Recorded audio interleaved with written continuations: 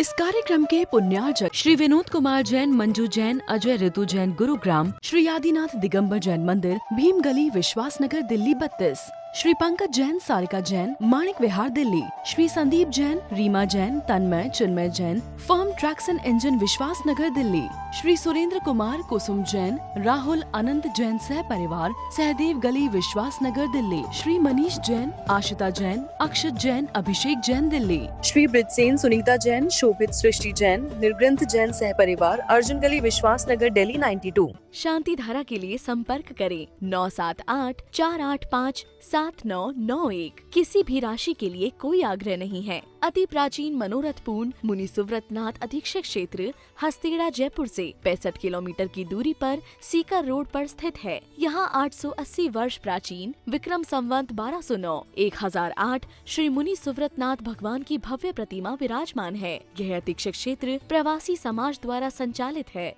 श्री सागर सविता जैन, ऋषभ विहार, Delhi, Shri Siddhant Jain, Prem Shanti apartment, civil line, Delhi, Sunita Jain, Sachin, Monika Jain, Disha Jain, Vinam Jain, 12A Shriram road, civil lines, Delhi. तीन भुवन में सार बीते राग विज्ञानता शिव स्वरूप शिविकार नमो त्रियोग समार के। त्रिकालवर्ती पंचपरमेष्ठी भगवंतों को नमन और वंदन। तीन लोक के सभी जीवात्माओं के शुद्ध चेतन स्वरूप को नमन और वंदन। आध्यात्मिक कविवर पंडित दौलतराम कवि के द्वारा रचित छहढाला ग्रंथ का स्वाध्याय यहाँ पर चल रहा है। 6वें नंबर की ढाल चल रही है। मुनिचर्या का बड़ा सुंदर विवेचन यहाँ प्रारंभ हुआ है। अभी 5 महाव्रत और 5 समिति की चर्चा पूर्ण हो जाने के बाद छंद नंबर 4 के आधार पर 3 गुप्तियों का विशेष वर्णन प्रारंभ होने वाला है। मुनिचर्या पर बहुत बड़े बड़े कहते हैं ग्रंथ आचार्यों ने लिखे हैं। अष्टपौर जैसा ग्रंथ भी मुनियों के अनुशासन प्रशासन के लिए लिखा गया आचार्य कुंदकुंदेव के द्वारा। मूलाचार जैसा महान ग्रंथ आचार्य भट्टकेर के द्वारा लिखा गया। और भी अनेकों ग्रंथ हैं जिनमें मुनिचर्या का बहुत गंभीरता से वर्णन है। पंडित आशाधर जी ने अनगार धर्मामृत के माध्यम से अनगारी मुंडाजों की जीवनचर्या का सांगोपांग वर्णन किया है। अब छहढाला ग्रंथ तो बहुत सरल ग्रंथ है, सुबोध ग्रंथ है और 96 छंदों में ही पूरा ग्रंथ पूरा हो जाता है। मुनिचर्या का वर्णन तो 6वें नंबर की ढाल में किया गया है।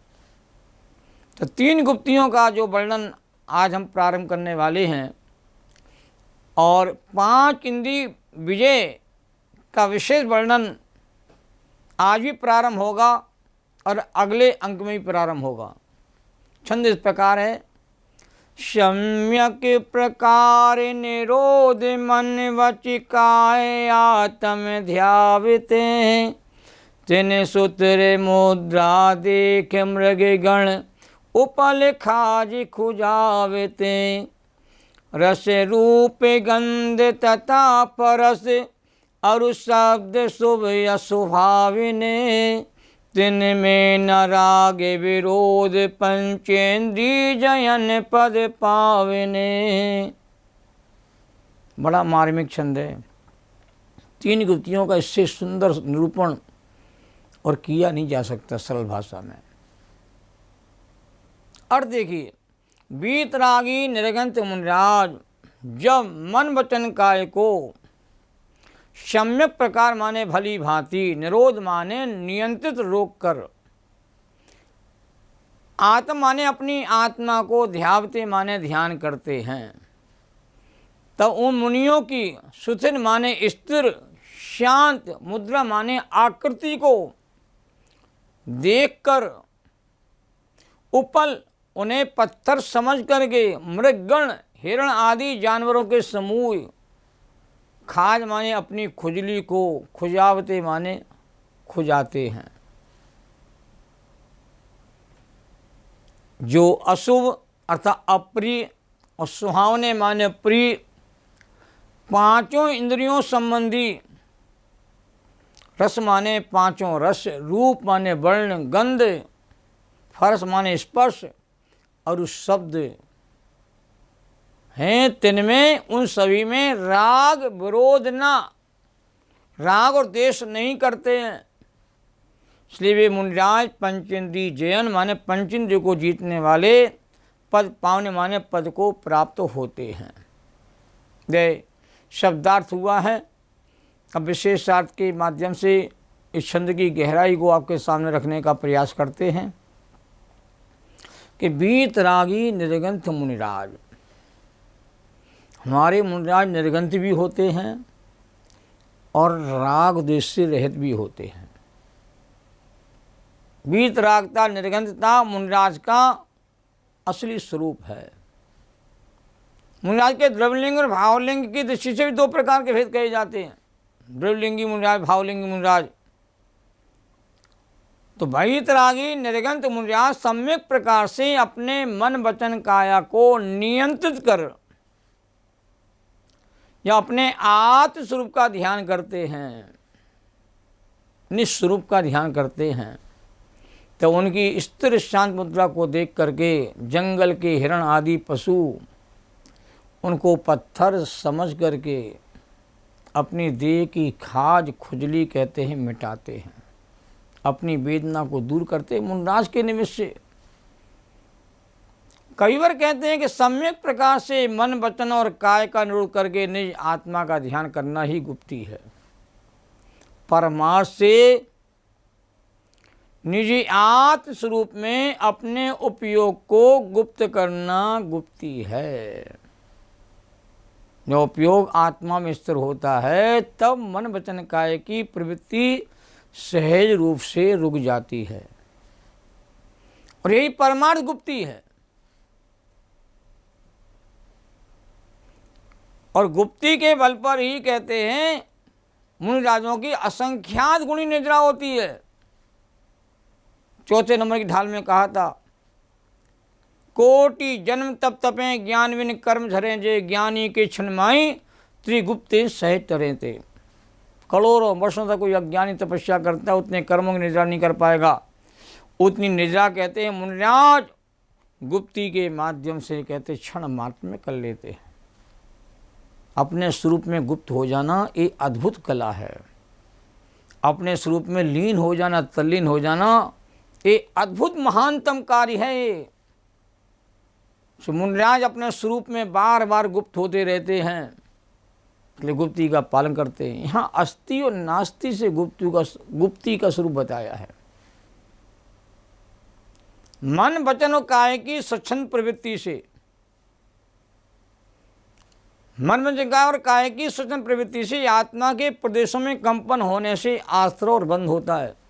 जब योगों में कंपन होता है तो कर्म की भगनाएं भी आती हैं, परिणाम भी कहते हैं राग द्वेष में होते हैं। तो मन वचन काय की प्रवृत्ति का रुक जाना ये नास्ति से गुप्ती का स्वरूप है। अपने स्वरूप में गुप्त हो जाना ये अस्थि से गुप्ती का स्वरूप है। समिति प्रवृत्ति रूप होती है और गुप्ती निर्वृत्ति रूप होती है। यही दोनों में अंतर है। गुप्ती प्रवृत्ति वाली होगी और गुप्ती निर्वृत्ति वाली होगी। यहाँ सम्यक प्रकार से योगों का निग्रह करना, भली भांति सम्यक दर्शन पूर्वक योगों का निग्रह कर उपयोग को अपने आत्म स्वरूप में केंद्रित करने का नाम गुप्ती है। उपयोग भटकता है, उपयोग अंतर्मुखी नहीं हो पाता है। भटकते हुए उपयोग को अंतर्मुखी करके अपने स्वरूप से जोड़ देना यही गुप्ती का कार्य है। पर मुनिराजों का उपयोग भटकता नहीं है, उन्हें आत्म तत्व की रुचि होती है, प्रतीति होती है, अनुभूति होती है, इसलिए उनका उपयोग बार बार आत्मा की ओर ही कहते हैं लौट करके बार बार आता है। पर अज्ञानी का उपयोग कहते हैं बाहर भटकता रहता है और उपयोग अंतर्मुखी नहीं हो पाता है। तो अपने स्वरूप में गुप्त रहना अस्थि से गुप्ती है, और तीनों योगों का निग्रह और या निरोध या उनकी प्रवृत्ति का रुक जाना ये नास्ति से गुप्ती है। गुप्ती के 3 भेद आगम में कहे हैं, मनोगुप्ती, वचन गुप्ती और काय गुप्ती। मन में उठने वाले संकल्प विकल्प और रागादि भावों से उपयोग को हटा करके निज आत्मा में उपयोग को केंद्रित करना, ये है मनोगुप्ती। मन में होने वाली तरंगों को शांत कर देना। जब समुद्र में तरंगें उठती हैं, उछाल उसमें आता है, तो समुद्र की शांत अवस्था चूरूभूत हो जाती है। जब तरंगें शांत हो जाती हैं, समुद्र का शांत सहज रूप कहते हैं देखने में आता है। इसी मन में उठने वाली तरंगों को आत्मा के ध्यान के बल पर शांत कर देना। अप्पा अप्पमिरो इणमे परम हवे झाणम। कुछ भी सोचो मत, कुछ ही विचार मत करो, कुछ भी करो मत। जब आत्मा आत्मा में लीन हो जाता है तो यही उत्कृष्ट ध्यान की स्थिति कही जाती है। यदि मन वचन का से चेष्टा की जाएगी तो उपयोग का आपका अंतर्मुखी नहीं होगा, उपयोग आपका कहते हैं बाहरी घूमता रहेगा। तो मन वचन काय की जो चेष्टाएं होती, क्रिया होती हैं, उनको शांत किया जाता है आत्मा के आलम्बन के बल पर, स्वरूप ध्यान के बल पर, स्वरूप में लीन तल्लीन होने के बल पर। यही गुप्ती है। अब वचन गुप्ती में मौन रह करके अपने उपयोग को अपने आत्म स्वरूप में केंद्रित किया जाता है। इसे वचन की प्रवृत्ति कैसे शांत हो जाती है। और काय गुप्ती में काया के हलन चलन को नियंत्रित कर एक ही आसन में बैठे रह करके, आसन को बार बार नहीं बदलना, और एक निश्चित आसन में रह करके उपयोग को या अंतर्मुखी किया जाता है, उपयोग को आत्मा से जोड़ दिया जाता है, आत्मा में उपयोग जुड़ जाता है, तो उसका नाम ही काय गुप्ती है। मुंडाज इन तीनों गुप्तियों का भली भांति सावधानी के साथ, विवेक के साथ पालन करते हैं, सतत सावधान रहते हैं। एक क्षण भी मुनिराज को प्रमाद नहीं आता अपनी चर्या में। प्रमाद से रहत उनकी साधना होती है, सावधानी के साथ उनकी साधना होती है, स्वरूप में गुप्त रह के उनकी साधना होती है। तो अपने उपयोग को आत्म स्वरूप में एकाग्र कर, ये आसान काम नहीं है। स्वरूप में उपयोग को जोड़ना ये आसान कार्य नहीं है। जब स्वरूप की रुचि होती है तो उपयोग स्वरूप में स्थिर होने के लिए दौड़ता है। आपको तो एक ही काम करना है और हमें भी यही काम करना है, सबको ही काम करना है कि आत्मा की रुचि ज्यों ही पैदा होगी अंदर में, और आत्मा की प्रतीति होगी और आत्मा की अनुभूति होगी, तो ऑटोमेटिक हमारा जो उपयोग है, जो अंतर्मुखी नहीं हो रहा था, वही उपयोग कहते हैं धीरे धीरे अंतर्मुखी होना प्रारंभ हो जाता है। मुनियों की ऐसी स्थिर निश्चल शांत परिणति अलौकिक और अद्वितीय है। जंगल के जानवर उनको खड़े हुए स्थिर पत्थर के समान समझते हैं और उन्हें बिना हानि पहुंचाए, मुनिराज को हानि पहुंचाए बिना, और अपनी खुजली शांत करते हैं। मुनिराज अपने ध्यान में मग्न रहते हैं। मुनियों की सूरवीरता का अद्भुत जाति की है, अलौकिक जाति की उनकी सूरवीरता होती है। कहा है, निसंग हैं जो वायु सम निर्लेप हैं आकाश से, निज आत्मा में ही बिहरते जीवन पर की आस से, जिनके निकट सिंहादि पशु भी भूल जाते क्रूरता, उन दिव्य गुरुओं की अहो कैसी अलौकिक सूरता। धन्य मुनियों की चर्या, वे चलते फिरते सिद्ध भगवान हैं। कहा, चलते फिरते सिद्धों से गुरु चरणों में शीश झुकाते हैं, हम चलें आपके कदमों पर, बस यही भावना भाते हैं। दिन रात आत्मा का चिंतन, संभाषण में वही कथन, निर्वस दिगंबर काया से भी प्रकट हो रहा अंतर्मन। ऐसा अद्भुत स्वरूप मुनिराजों का कहा गया है। उनकी वीतरागी शांत मुद्रा को देखकर पाप भाव ठहरते नहीं हैं। शिक्षक विधान लिखा है, देखत ही सब पाप नशत हैं सातवीं पूजा में। उनकी वीतराग परिणति इतनी प्रभावशाली है, आनंदकारी, मंगलकारी है, उसे देख करके भवजीवों के भाग बदल जाते हैं। वे वैराग के पथ पर साथ साथ चलने के लिए तैयार हो जाते हैं। सिद्धों की श्रेणी में आने वाला जिनका नाम है, उन सब मुनिराजों को मेरा बारंबार प्रणाम है। वीतरागी संग सदा शांत रहते हैं। उनकी मुद्रा को नमन करते ही उनका क्रंदन कहते खो जाता है, और उनका बंधन करते करते खुद का भी कहते हैं बंधन और स्मरण हो जाता है। कहा है, वीतरागी निर्गंत मुनियों को नमन करते ही उनका क्रंदन खो जाता है, उनके चरणों में अंगारा आकर के चंदन हो जाता है, और चेतनता इतनी जग जाती चिंतन चिन्ह में हो जाता है, और मुनियों का बंधन करते करते खुद का भी बंधन हो जाता है। ऐसी अलौकिक मुनिराज की चर्या है।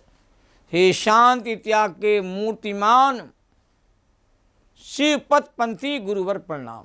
शांति त्याग की मूर्ति मुनिराज की कही जाती है, और मोक्ष के कहते हैं पथिक हैं वो। और ऐसे मुनिराज जहाँ भी आपको दिख जावे, जो साधना में मग्न रहते हैं, लीन रहते हैं, उन मुनिराजों को बारंबार नमोस्तु करना। कहाँ भजनों में, ऐसे मुनिवर देखे भन में, जाके राग द्वेष नहीं कहते मन में। ऐसा मुनिराजों का अलौकिक स्वरूप है। ग्रीष्म ऋतु शिखर के ऊपर मगन रहे ध्यानन में, और चतुर्मास तरुतल ठाणे बूंद सहे छिन छिन में, और शीत मास दरिया के किनारे धीरज धारे ध्यानन में। और ऐसे गुरु को मैं नित्य प्रति ध्याऊं, देत ढोक चरणन में। ऐसा अजब का स्वरूप, गजब का स्वरूप मुनिराजों का कहा गया है।